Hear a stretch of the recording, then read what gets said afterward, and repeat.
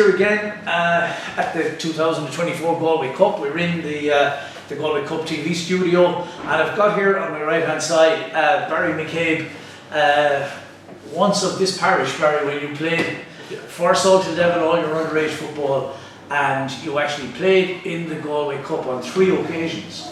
Yeah, 3 occasions. Yeah, one time with the national team at the time, under 15, and a few times with Salthill, the local club here. So yeah, it's great, fondest memories. Yeah, that's awesome. It was 2005. I think you played first. Yeah, and that was the second year of the tournament. Yeah, you know, and you mentioned to me earlier on a couple of guys that were in that team that played with you who've gone on to be serious footballers. Yeah, I think over the years there's some players from the teams that played here in the Galway Cup who've gone on to play in the Premier League and the Championship, and some local lads and lads from Dublin, and it was fond memories to think about. Yeah. So now you've been in San Francisco. You were telling me you're 9 years old there. Now I find that very hard to believe, but there's none of us getting any younger. So you might give us some sense of what you're doing out there. I know you're involved with a company called Copa out there, and I've been leading a project and a program called Copa, based in the area, where we've taken technology from some of the best clubs in Europe and all around the world and centralised it in one location,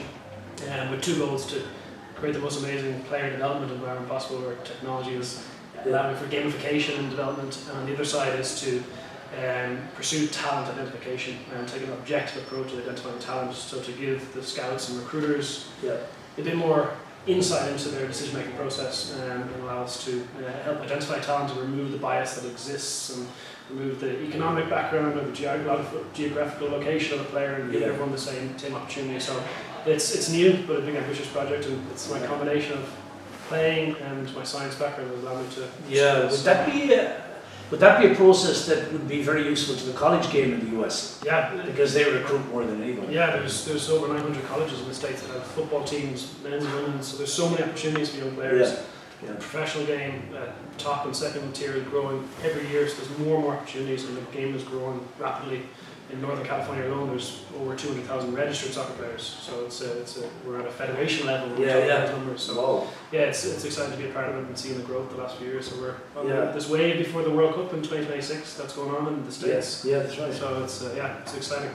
Yeah, and I know it was wonderful. I met you here today earlier on, and because any time I come into this building that we think is on, because your dad designed this building. Yeah, he did. Yeah. And he was such an integral part of everything, and he's sadly no longer with us, but he was such an integral part of lots of things that we did on Salthill Devon, and he gave his time unstintingly over the years.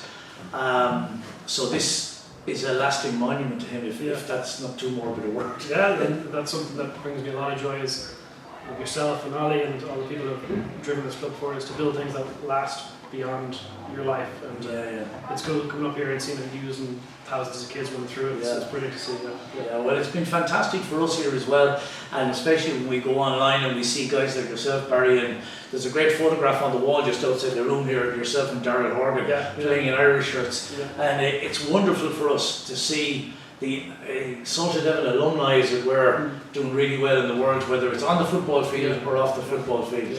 So thanks very much for coming in and having a chat with us today. Thanks, Pete. Thank you.